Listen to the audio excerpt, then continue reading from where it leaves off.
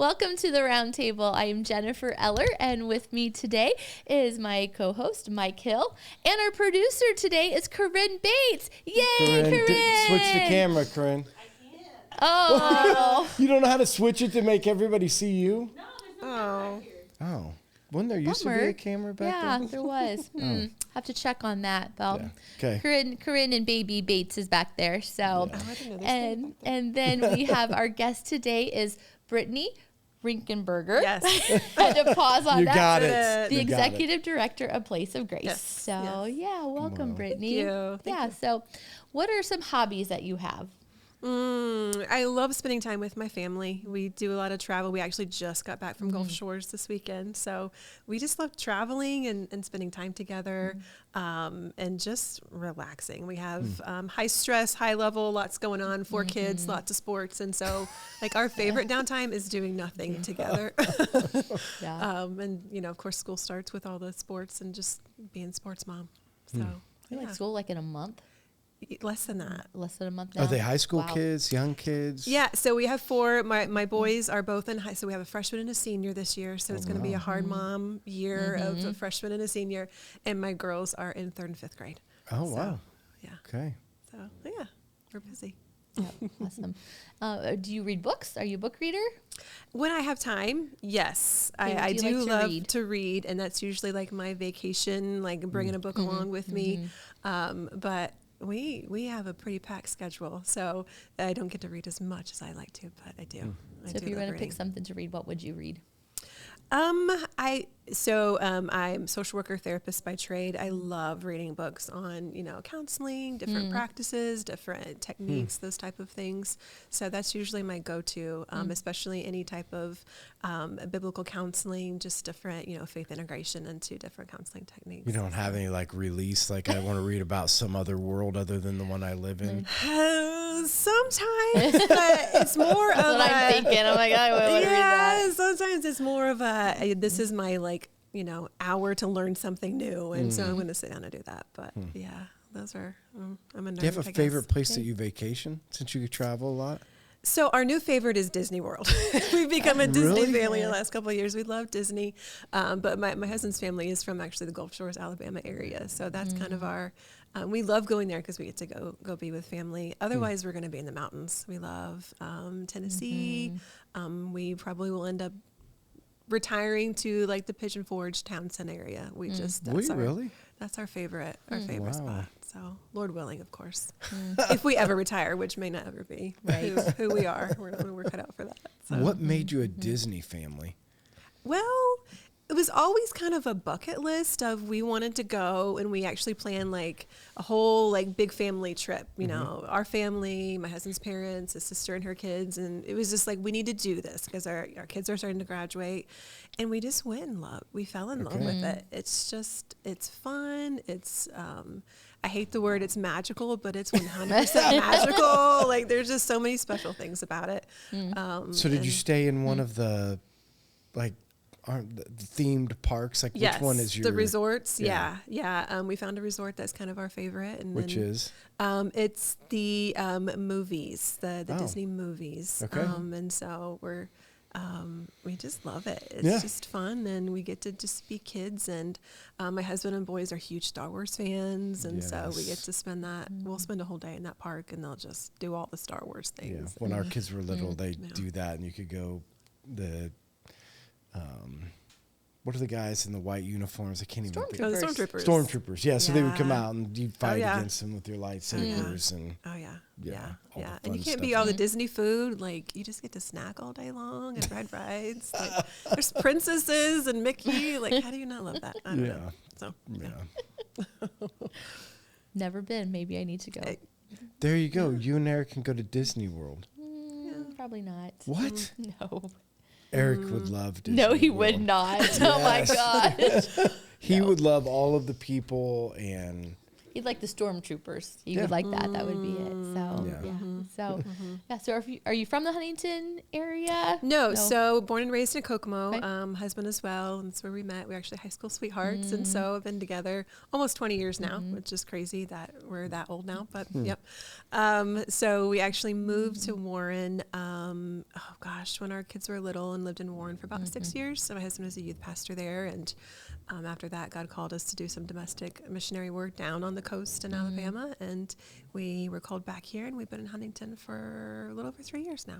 So what is domestic missionary work? So we, just like you would become a mission, overseas, if, you would go to Jamaica, Mexico, wherever Okay. you would go, we prepared as missionaries. We fundraised to be able to go, and we partnered with a ministry down there, and was brought on board to help support and grow a residential recovery program like Place of Grace there. I came on board to open the women's side. They already had a men's program, and they didn't have any funds yet to be able to pay staff, and so we said yes to that call and said, let's just do this as missions work. And so we fundraised, and were able to bring supporters alongside of us, so that way that ministry didn't have the burden of figuring out staffing expenses, that we were able to go and help launch and support them, and did that for 2 years before the program opened, and then came on team there. So did other missions work down there as well, of helping other organizations and just support them while we were there. So yeah. Oh, that's awesome. Well, I mean, that's a lot. You went from, we just high school sweethearts to youth pastor to, domestic movers to called back to do it. So when you guys were growing up, I mean, you'd see your high school sweethearts. So obviously it sounds like both love the Lord, grew up in Christian home. Like this was a focus. I mean, can you talk a little bit about that part of your life? Sure. I mean, I think we knew, when we started dating, and we knew that, like, this is the person I want to be with forever. We knew that ministry was going to be a part of that.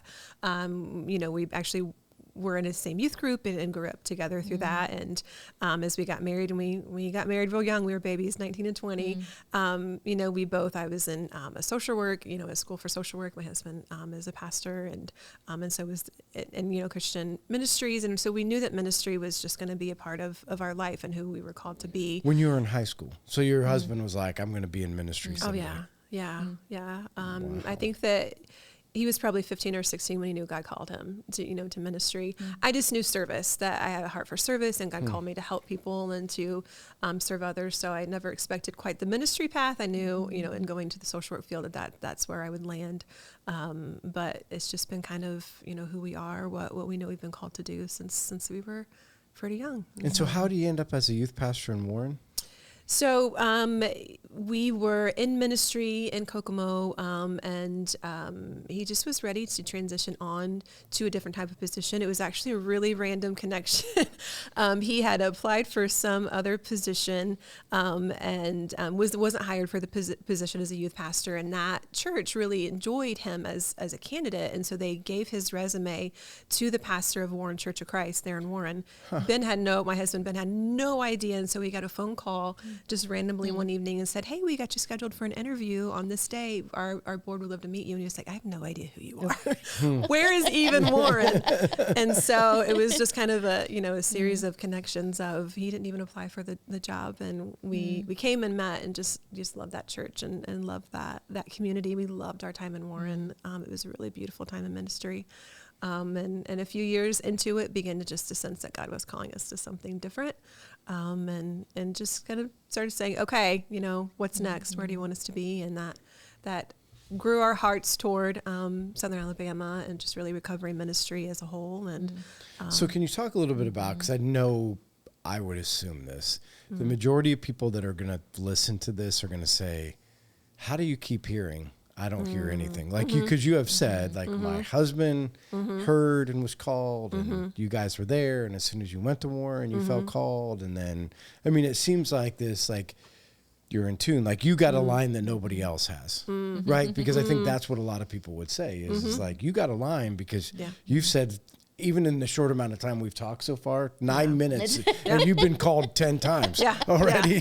Yeah. You know what I mean? So, and I don't mean that facetiously, Sure. but you know what I'm saying? Like, Sure. I think a lot of people are out there like, how's that work? Like, what's that look like to feel called and feel like something's changing? How did that look for you guys? Sure. I think we tend to, overcomplicate this whole idea of God calling us, God telling us something.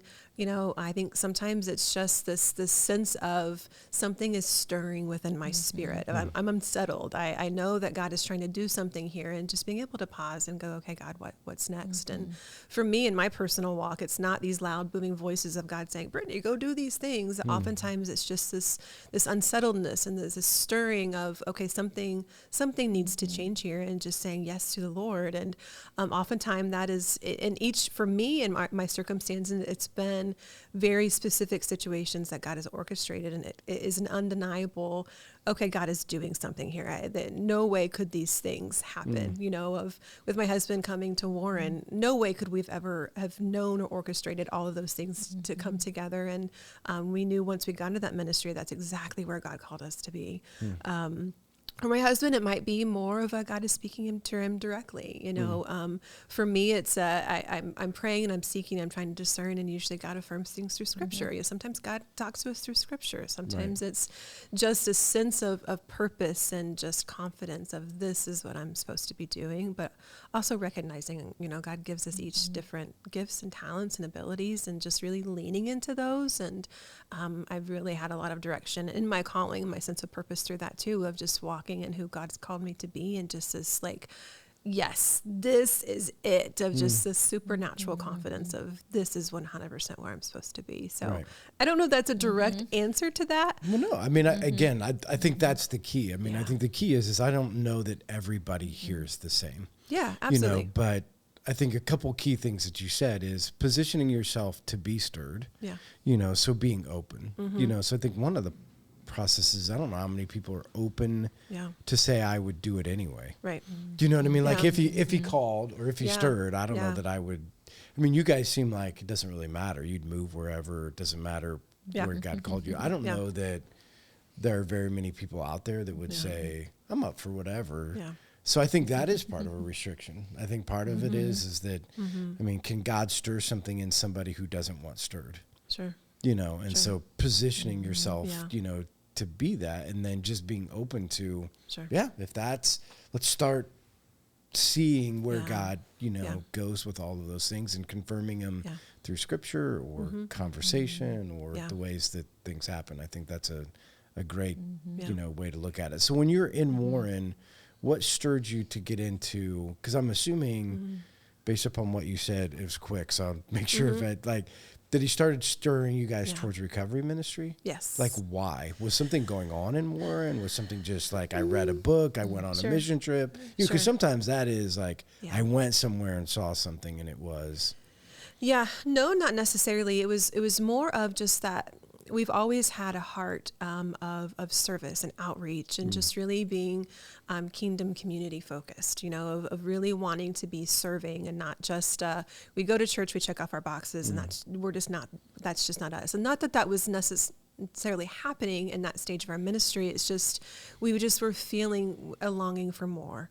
And just really kind of prayed some big prayers of, okay, God, if this is not exactly where you've called us to be, then we need you to move. What's next? How do we feel more fulfilled in who you've called us to be, and that heart of outreach? And so, I've been a social worker for almost 20 years now, and when I was in college, a part of the whole process of the graduating is you had to go through a series of interviews with professors, and one of the questions they would ask you is, what populations do you want to serve when you go out and have your degree and you're changing the world?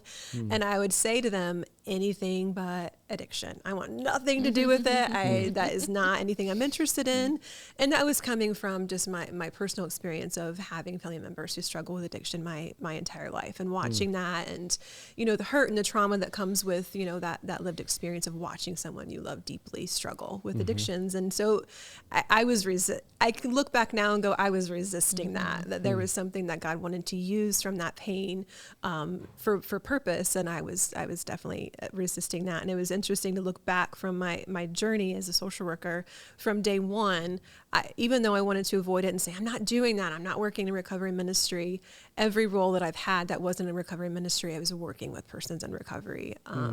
So as I began to work with people in recovery early in my career as a social worker, my heart began to soften, and I began to have this deeper sense of empathy and a sense of purpose and an understanding of, God can use anything for his glory, and he can use anything that the enemy meant for destruction for his good. And I began to embrace that around that season in my life. When we were there in Warren, I was working at a program that's no longer, it closed while I was working there, but it was a Friends House Ministries over in Bluffton. And it was a residential program serving women with addictions and mental health issues. And most of the women that I were serving there had it, I couldn't run away from it. And my heart just really began to really continue to deepen and just develop this love for walking alongside persons in recovery. And my perspective started shifting. And I think my husband's perspective started shifting too, as he would lean in and go, why are you so passionate about this? And so as we were looking to, move forward with this new season in ministry, we actually got a phone call from my husband's mom, who lives in the Gulf Shores area, and there was a church that they were attending at the time that was supporting a ministry there doing residential recovery programming. It's called Big Fish Ministries. And she's like, I don't know why, but I'm supposed to call you guys today and tell you this. We had church service this morning, and see, as God shows up when we say, well, what do you want to do? But they want to open a women's program, and Brittany, I think you need to come and do this. And so we were like, okay, and spent some time really praying and just discerning if that's where we're supposed to be. And we met with leadership and just really fell in love with them and their ministry, and it just really fit with how we thought God wanted to use us in our next season of ministry. So it really wasn't let's do this. It was more of as you said, that openness, that willingness of, God, I want you to use all of me, even the good, bad, and the different, indifferent. I want you to use all of who you've created me to be. And that was recovery ministry for us. So. Well, a couple questions that I have is that one, so you've been in it for a long time. What has changed in the world of addiction? Gotten worse? Gotten more available? Do you see more of it? Is it more prevalent than it was 20 years ago? And if yes, why? I think that's a hard question to answer, because I think that I think yes, overall yes. But also I think that we have more awareness of it. We're talking about it more, as we think about this shift in stigma, and also just it's in our face with the epidemic of overdose and things like that. Like, we're just hearing about it more often than we ever did, unfortunately, because we have substances of use that are deadly. That didn't used to be the case, if there Meaning so people functioned with substance abuse and didn't die from it, and nobody really cared. Cared. That's not the right. It just wasn't. It wasn't in mainstream media. We weren't talking about it. It wasn't affecting us directly. So I do think that it is gotten worse in some elements because of what's being used now is so much deadlier than anything we've ever seen. And we know that even if someone isn't using, so fentanyl, is what people generally overdose and have an overdose death from now, even though someone is using something that is not fentanyl, we know that most substances on the market right now, you can purchase marijuana from someone, and there's possibility that there's fentanyl in that substance. So there's no safe drug use any longer. Nothing is safe. And so I think because of that, it is worse, because, you might use something that you think is used to be safe for you to use is no longer safe, because you never know if the thing that you've used that's never killed anybody before, it may for you that time, because you don't know there's fentanyl exposure to it. So, which is the thing I thought, a couple things. One of the things I thought was interesting is I was reading an article on this idea of drug addiction and the availability of drugs compared to, what they were before, and how this new, like in Oklahoma, is the Chinese are buying, have you seen these? Like they buy these farms down there now, and they're marijuana farms. And the idea was they're starting to introduce fentanyl into marijuana, which had never been done before. Like, and they go down there, and if it lands $1,500, they're paying $3,000, and they put up these hoop buildings, and they start, producing. And then because the idea was they wanted to get into the marijuana market so they could put fentanyl, because that was one place where you didn't see it very often. But that whole concept of is, now you're right. Like, what is, because people be like, oh, I'm going to smoke pot, or, I'm not going to have any of those issues because it's only in other things. Just, making it more deadly. And do you think there is, in your experience with people, is there contributing factors to addiction other than genetic makeup? Absolutely. Yeah. So what do you think they are? There's several, genetic makeup, there is that theory of, especially with alcohol abuse, that there is research, there's science that shows that alters someone's DNA. And so is there, this genetic component of addiction. And I think that science supports a lot of that. We can see it genetically and, happening in the DNA makeup of somebody who, especially with alcoholism, the alcoholic father, that, or mother, that potentially impacts their children. Of course, environmental, if you grew up in a home where substances were used, more often than not, at some point before that person becomes even a young teenager, they're being exposed to it, whether it's accessible to them or it's being offered to them. That's a lot of stories of persons who grew up in a home where drugs were used. It's also, it becomes a powerful, although destructive, coping skill when someone, is looking for an escape, especially for women. As we look at women in addiction, the majority of them have a history of trauma. And for them, that whatever they're using as an escape helps them to numb, to not feel, and not have to think about things. There is that element of peer pressure. I think that's kind of really reduced over the years because we have a lot of good programs like DARE and things like that. Right. But there is that, your peer groups. What are your peers doing? Even if it's just alcohol abuse, if you're in a group that partying, binging, all of that isn't the norm, then that puts you at risk of that becoming, a pattern of behavior for you as well. I just didn't know if the mental health, what people would say, I mean, these aren't my words, mental health crisis that has happened over the past, I think they would probably say 5 to 10 years has gotten significantly worse, is a huge contributing factor because the coping mechanisms, whether they're out there or not out there, but the mental health strain has become a lot more, and that the majority of addiction, and I shouldn't say that because I have no idea, but the coping mechanism, that it is, when you get to the addiction point, it is a coping mechanism. It's not just like I fell into and became addicted. It's not like I just went out and partied and that day I became, it's more of, it starts with sad, I'm hurt, I'm struggling.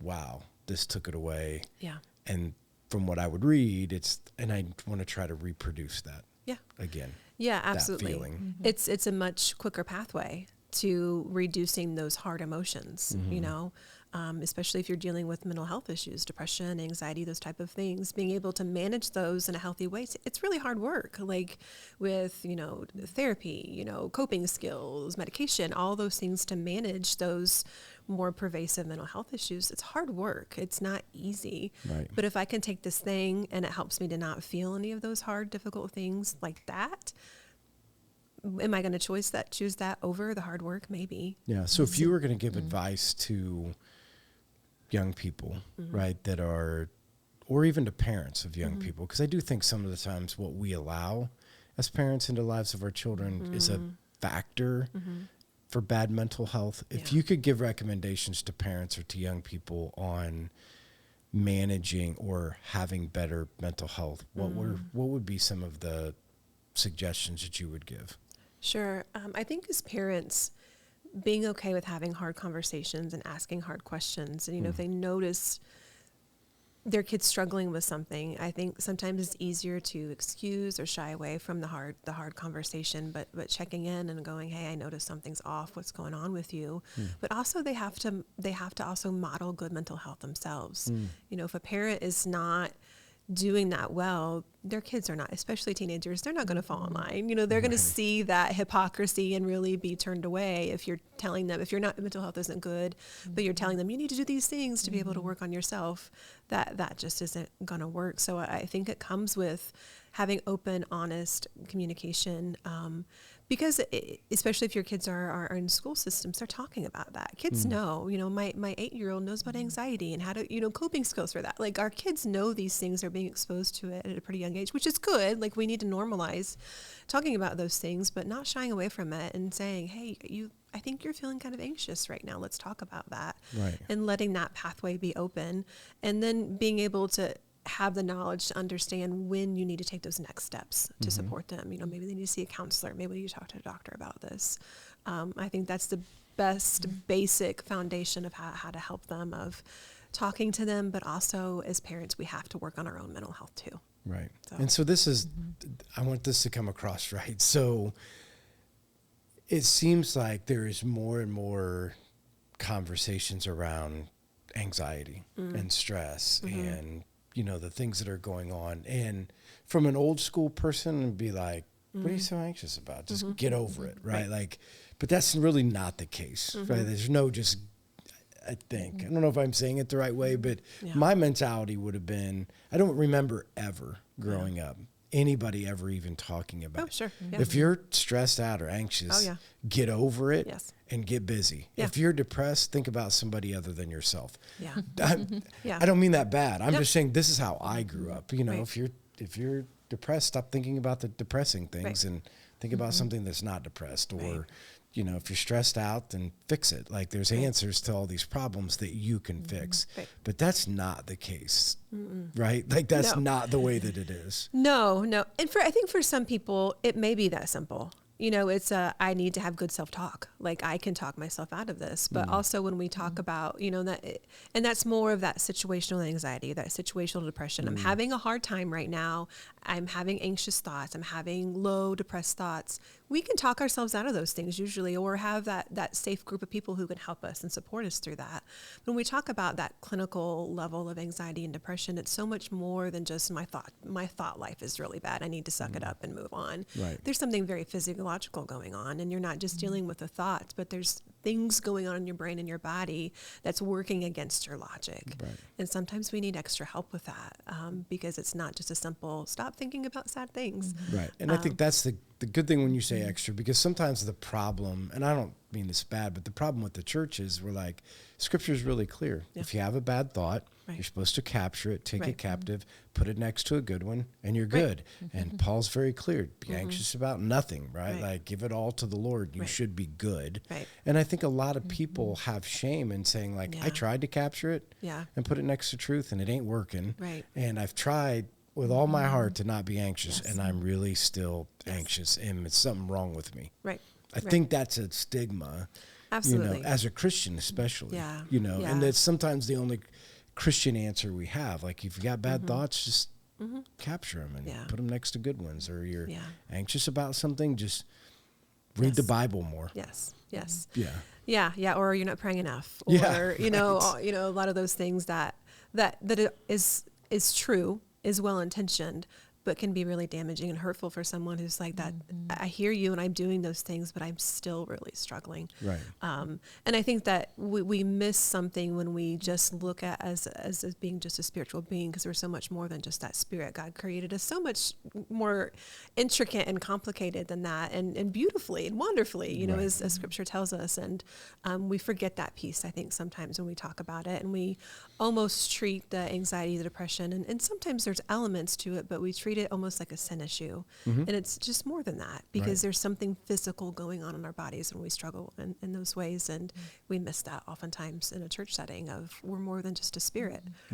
We can do that work, and we're going to focus on that, and that's important. We can't miss that. But we have to treat our bodies as well. And I think that's the both and that's what you were saying earlier. And I think that's important for us to recognize is that although I'm going to say this, but I actually don't know this, so this is an opinion. So I think that there is a sense that sometimes people are overtreated, you know, from a medication standpoint, of treat everything with medication, and then I think there is a shame of being medicated. Yes. That you're not godly enough. Right. So I think there's these two schools of thought, and I think what you're saying is it's the both and. Yeah. Right? There's a spiritual side that we need to Absolutely. work on. There's a parental side.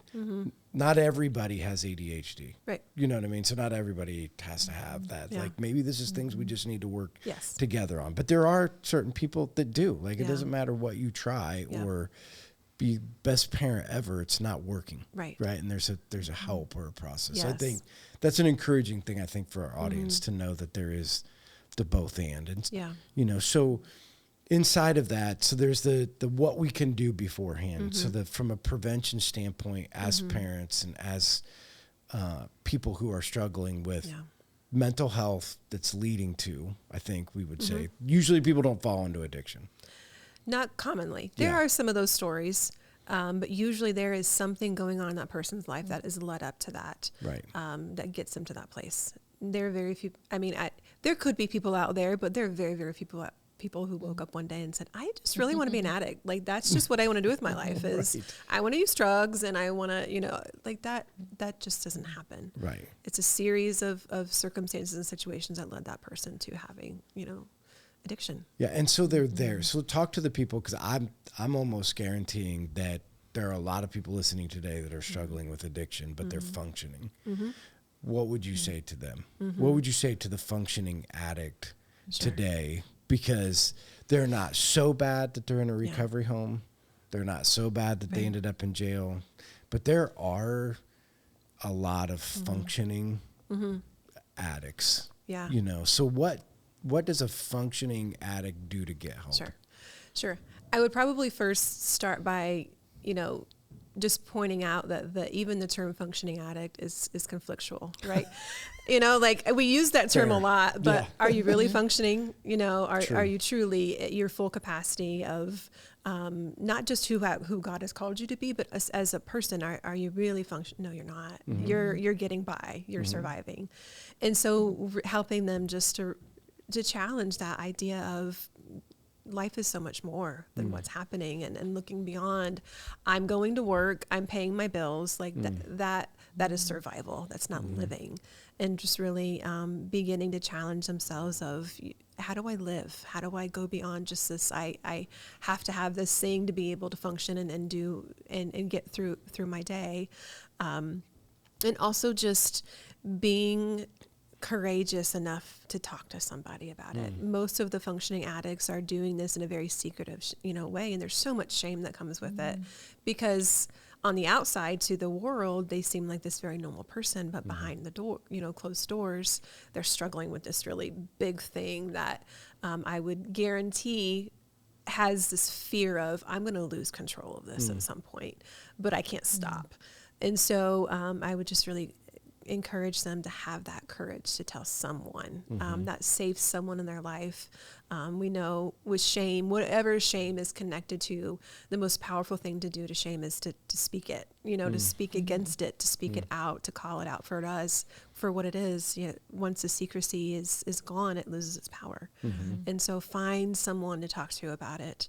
And realize that just because you have an addiction, that doesn't mean that you have to go to recovery home. It doesn't have to change necessarily what's going on, but you got to find help. You got to find somebody to help you work through being free and actually living, not just functioning through your addiction. Yeah, and I think that's the part that I thought was interesting, if maybe you can speak to a generalization of this, because you're dealing with substance, I'm assuming, most of the time substance addiction, but there are so many other, and men today, that the pornography addictions and the things that are happening there, a lot of behind the scenes things that what you just said, I think, is for every addict needs to hear is there's freedom, and we need to strive to freedom, not function. Yes. Right. That freedom is the key, right? That we want to try to figure out how to live free, not function in society. Yes. And that the real winning is becoming free from whatever that is. But I think for a lot of things, if there's not a set path to recovery, like if there's not a set path to getting out, a lot of people are like, I'm addicted. And even if I tell somebody, what are they going to do? Sure. what's my path Sure. out? But I think you're right. It starts with at least telling somebody, and then for the people that know, is trying to help them find a path out, because there usually is. Right. There's Absolutely. some sort of Absolutely. there's somebody out there, there's people out there, there's resources out there that can help walk through. But we first got to admit that it is a problem. Yeah. And be able to tell somebody that I have a problem. Yeah.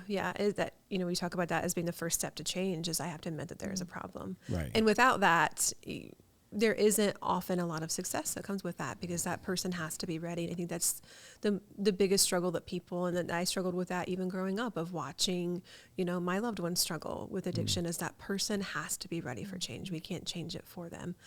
That comes with any struggle, right? We can't force or will someone else to change their lives. And so, and helping those who are coming alongside them, recognize and I think that takes away the responsibility and the weight of that other person too, of being able to recognize that they have to make that decision and be ready to change. And there's so many resources in our community. If someone comes to you and says, I'm struggling with this thing, call somebody, call your church. It's not hard to get connected to those pathways for that person. You just got to be willing to, we have our phones, Google, it's not hard to figure out these days. Do you see much of that, of voluntarily entering into programs, or is most of recovery, okay, I have no other option? I think it's a pretty even mix. Really? Wow. Yeah. I'm surprised. There are persons who they're either court ordered, or they see it as I know I'm going to jail, or I'm in jail and I want to be able to get out. So I know if I go to this program, I'm going to be able to potentially subvert, these consequences in my life. But there's a lot of people who recognize I can't do this by myself. And what I was doing wasn't working for me anymore. And they're reaching out for help. Right. So, And voluntarily saying, I'll enter into whatever program it is and the things that they can do. So with that, so now it's the transitional, right? So I've figured out I have a problem. I'm entering in a program. How do I go from an addiction lifestyle, even in a coping addiction lifestyle, to functioning normally in life again? That seems to be the reoccurring theme, is if that part doesn't get right, it tends to happen again. That's just an opinion. I don't know if that's true, but it seems that reintroduction back into you can just have a normal life where you're just going to function normally. If they can't find normality outside of addiction, they tend to go back to whatever that norm is. So how does that work for people, and what does that look like? Sure. I'm going to discuss it from a faith-based approach, because that really is, honestly, that's what works. We know that in Christ, that's where lasting true freedom comes from. That's where true change comes from, is through that transformation that we find through relationship in Christ. And we talk a lot about it at Place of Grace, that recovery isn't abstinence. Recovery isn't stopping using drugs. I think that we sometimes equate that to it and have that as a performance measure of, I'm not doing drugs, or that person's not doing drugs, or abusing alcohol any longer, so they're recovered. And that's not recovery. That's not freedom. Freedom is a whole lifestyle change. It's a whole thinking change. It's a whole everything, from death to life, right, in Christ. And so that's the key, is not just looking at it from, I'm going to stop doing drugs, I'm maybe not going to associate with these people or do these things anymore, but really looking at my life and surrendering it all to Christ and allowing him to change those things and heal those areas that need to be healed, that were broken, that we were using those drugs to try to heal, or to numb, or whatever that coping skill was used for. And then creating a community that's healthy and supportive, and that's not going to bring me back into that. I've seen so many people who have been successful in their recovery is their life is no longer the same. The people they're around are no longer the same. They don't identify themselves of who they used to be any longer. It truly is a full 180, and recognizing that I can't be that person anymore. And it really is a death to the old self. And man, is that hard work. You know, I'm not in recovery myself, but, you know, the people that I work with are the most courageous people I've ever met. I cannot fathom the hard work that they have to go through.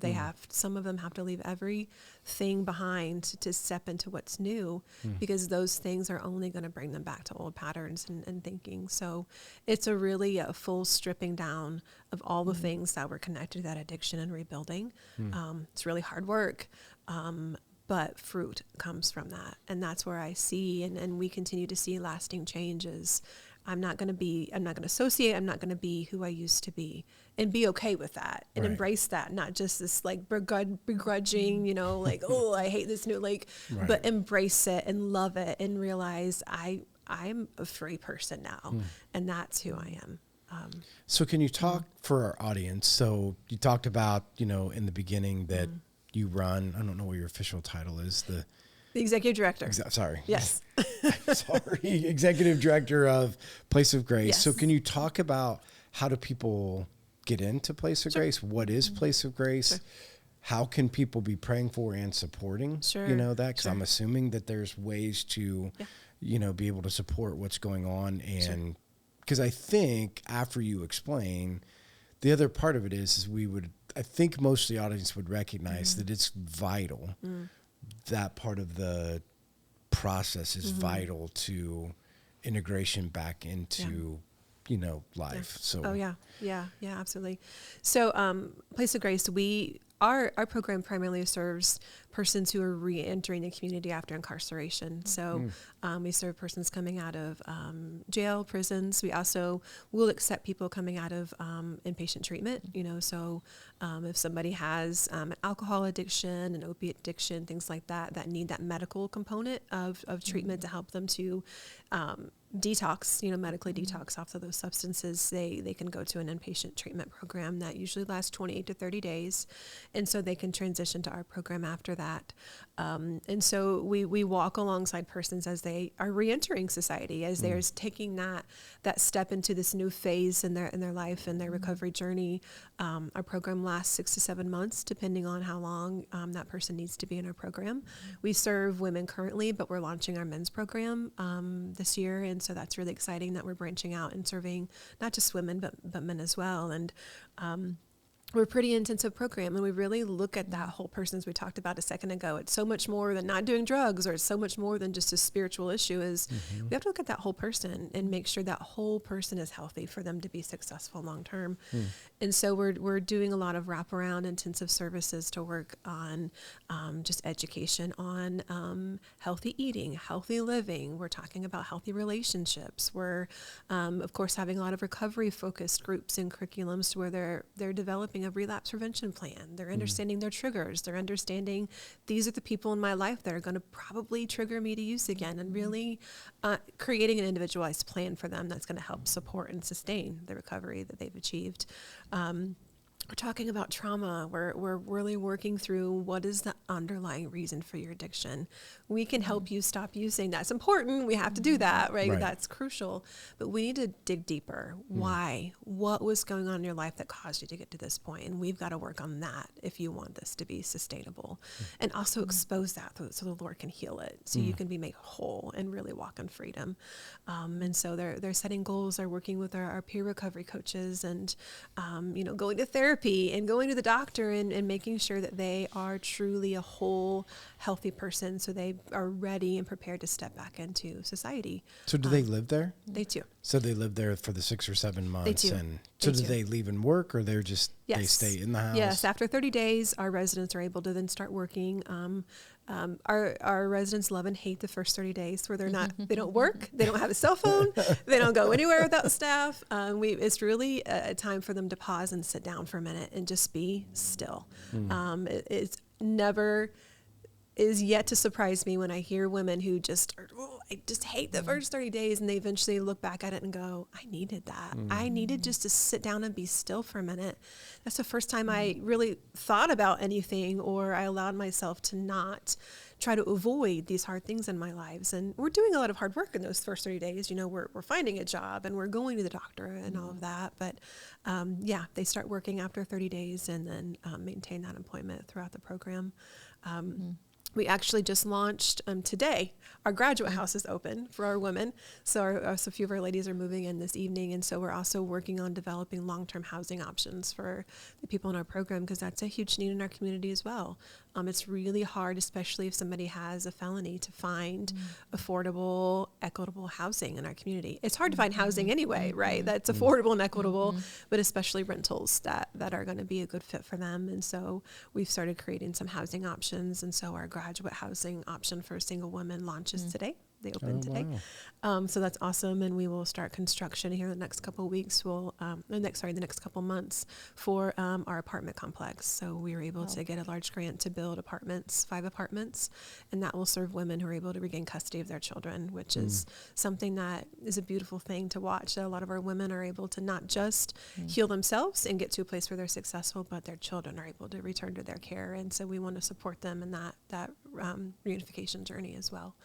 And then the next couple of months, look at opening our first men's home. So. And that was so one of my questions is, when they go through and they graduate, what are the biggest obstacles after graduation? Is it housing? Housing is a major one. And housing is such a crucial part of someone's recovery. Not having stable, equitable housing is stressful for anyone, right?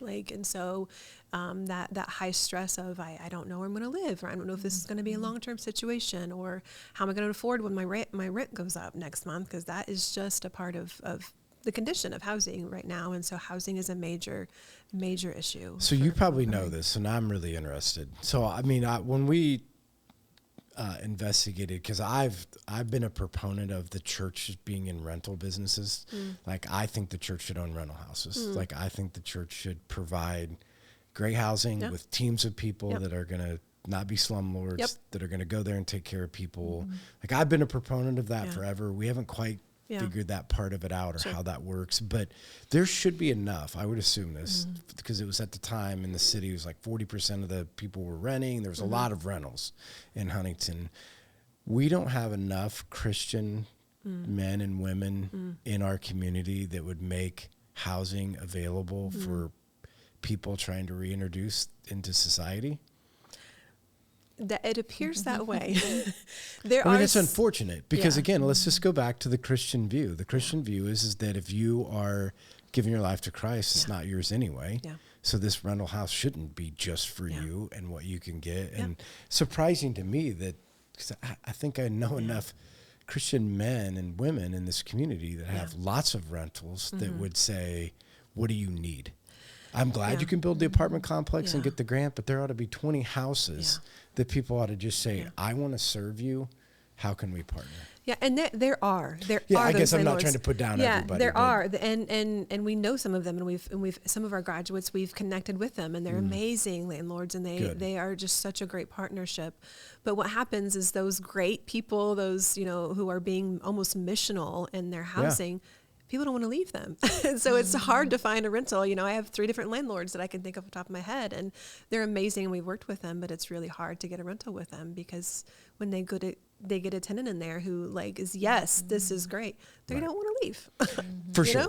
Yeah. So we need more. We know we need more. So that's something that's something that the church and people in this community as Christian people can be looking at, because that would be a great asset to the reintroduction and helping through that place. Absolutely. Are there other barriers other than housing?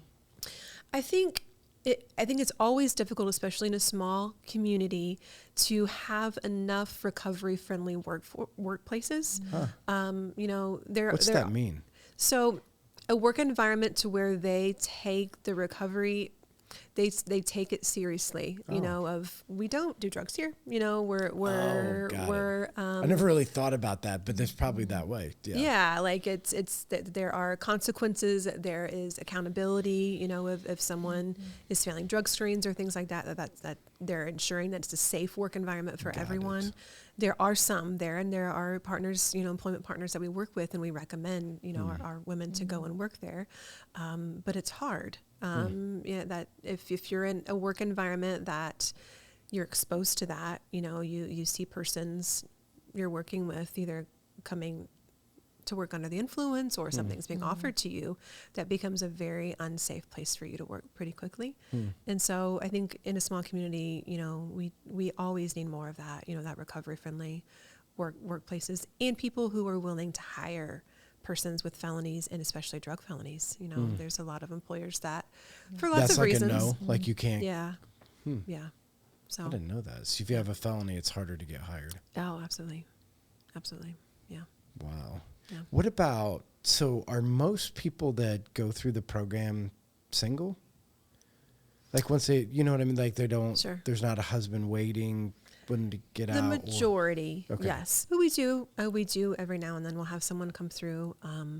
And we do have some parameters like most programs of when you're in your program, you're focusing on yourself. Yeah, for sure. You cannot manage a relationship and get healthy at the same time. Right. It doesn't work well.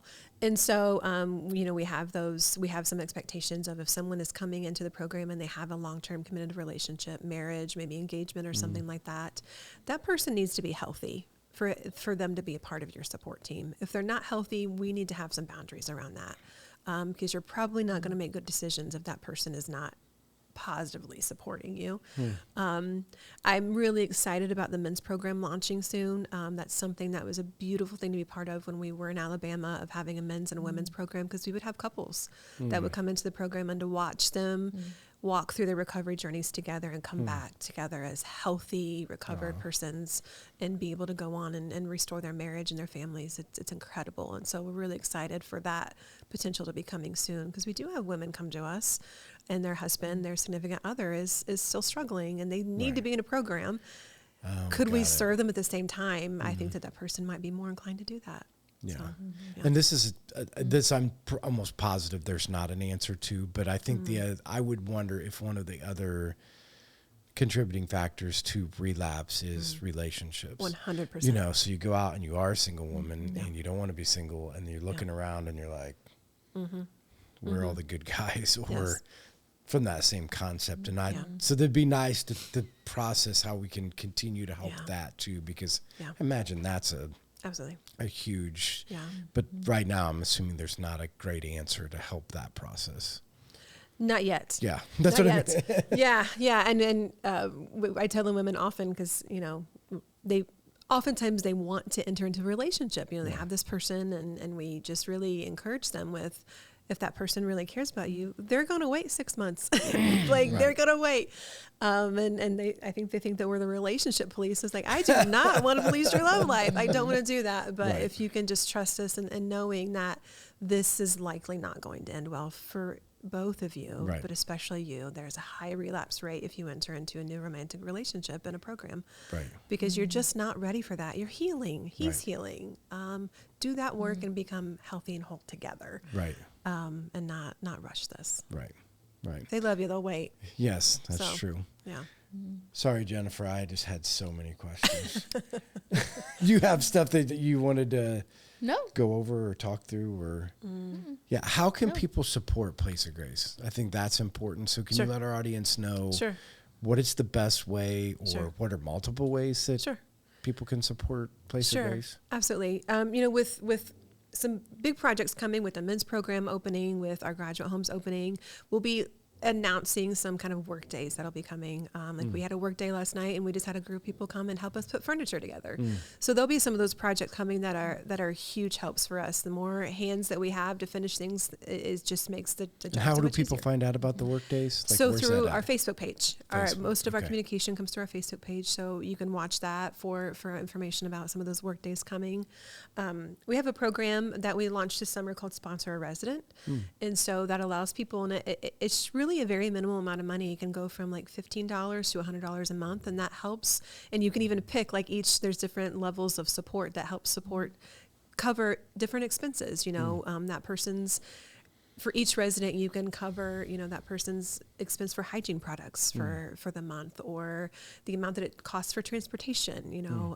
We make sure when our residents are on our program, there's very little that they have to pay for. We're providing those services. We're giving them their basic essentials. Their food is provided. We want them to focus on themselves and preparing for their future. And so the sponsor resident program is such a great way for anyone to come alongside, no matter what your financial situation is, to be able just to invest in the lives of a resident. And that's something that they can find out through you? Yes. Or through the Facebook page? Through our Facebook page and through our website. There's a link right on our website, myplaceofgrace.org, to click on it and learn more about the Sponsor Resident Program. We operate homes just like you would have a home. We have lots of needs in that home, food, toilet paper. We go through a whole lot of toilet paper, all those things that you need for your home to function. We need those things too. And so that's also an easy way for someone to come alongside us and partner. We have some donors who just set up a recurrent donation every month. We get a box of toilet paper dropped off by Amazon. That seems very small, but it's huge. That's a huge thing for us. It's one less thing we have to worry about. And so those are some creative ways that people have partnered with us. We've had people set up a recurring donation through Amazon's wonderful, right? It makes our lives so much easier. Recurring donation of feminine hygiene products, every month. It's just dropped off at our house. And just those little things are really actually huge blessings for our ministry. And we have different volunteer opportunities as well. We've had people come to us with creative opportunities or options for volunteering, but sometimes it's as simple as coming and cooking a meal, come and have a game night. The more people that we can have coming into our home who aren't paid to be there, right? Our roles are important, and they know that they're loved, and that we're there. We're not just there because we have a job. Our ladies know that. But when people come into our home just because they want to come and spend time with our residents, that's really powerful. That they give up their evening just to come and spend time with them. That's something really powerful to women who have felt very unseen and unloved for a long time. Right. And so something as simple as organizing a game night, or coming and saying, I know how to bake cookies really well, I'll come in. Or when our men's program launched, I don't know a lot, but I can know how to change oil. I'll come teach you guys how to change oil if they don't know how to do that. Whatever gifting or talent God has given to you, we'll use that. Right. And is there a screening process that goes with that, I'm assuming, or they just get a hold of you guys and say, I want to volunteer? Yep, on our website, we have an application. We'll kind of do an interview and see, what that person's interested in, if it would be a good fit, and go from there. So, yeah. Okay. Any final questions, Jennifer? We're at the end. Huh? I think you covered it all. Yeah. Any final words of wisdom, thoughts for any of our audience that is either thinking, wow, I want to really be a part of this, or people are struggling? Just kind of give us an overall. Sure. You've been in it a lot of years. Yes. So yes. Give our audience parting words of wisdom. Sure. I would say, I can speak from my personal experience of if you feel like God has called you, laid on whatever words you want to use to call that. If you have a passion or an interest in working with persons in recovery, lean into that. Don't be afraid of that. That doesn't have to be something technical or clinical or really in depth. It can be a simple way to serve. And I think that we think about simple ways of serving just being simple, but sometimes they're the most powerful things that we can do to minister to those in recovery. I'm excited for us all to be in heaven one day, and for God to go, you don't even know what that happened when you said yes to that. This is the outcome of that. So don't shy away from that burden that you have for serving people in recovery. I think that we have to have these degrees and titles to be effective, and it's just not that complicated. They just want to be loved on. They just want to be seen and valued. And one of my favorite stories about one of our graduates, she shared when she came to us after being incarcerated for, I think she was in jail for almost 9 years. And she had this huge, intense amount of anxiety when she came back into the community, and she looked very different when she came out. And people who would have known her before, who she was when she came out of incarceration, they wouldn't even recognize her. But she, of course, had this great fear and anxiety that everywhere she walked, people just knew she was an addict. And she said, I walked around literally believing I had the word addict written across my face or written across my forehead. And as I began to be loved on and accepted by, our team and the community people who were around her, it broke so many chains off of her, and being able to see that that's not who she is anymore. And it was simple things that just were so powerful for her to break away from that fear and that anxiety of people just see me as this addict. Yeah. And so don't shy away from that burden. It doesn't have to be complicated. They just want to be loved on. Yeah. And so, That's good. I think it goes back to addict or not addict, to the core of every person. Yeah. Christ tells us is to love them and love them well, because everybody, whether you're an addict or not an addict, needs somebody to say, I see you. I notice you, and you are loved. Absolutely. You are a child of God. You are, a daughter of the King. You are, like, all of those things. I think and so for us as Christian people, that should not be a hard task. Right. That should be a task that we're very good at. That God has loved us, so we should be good at loving other people. And so I just want to say thank you for what you've done or what you are doing. Sure. I'm excited about, like, what the future looks like, and how people can continue to partner with you guys on figuring out how to continue to expand, in ways that are beneficial, and how people that are listening, or we as churches, in this community, can help partner with and be a part of, and not from a distance try to hope somebody else fixes the problem. Absolutely. And be a part of that. So thank you for coming on. So when this comes out, make sure you like, share, or comment. And again, I'm sure somewhere in the links we'll have how they can, get with you guys and volunteer, or get on the website and make sure that they can follow along. So look for those links when they come out, so that you can go on the website, or you can keep track on the Facebook page of what's going on. And again, when you like, share, and comment, it gets out on everybody else's feed, so that way tons of other people can know about the great ministry and the things that you guys are doing. And again, we just pray that this will continue to expand, that that people will continue to hear from God and continue to help in multiple different ways. So thanks everybody for joining us. We'll see you guys next week. Bye.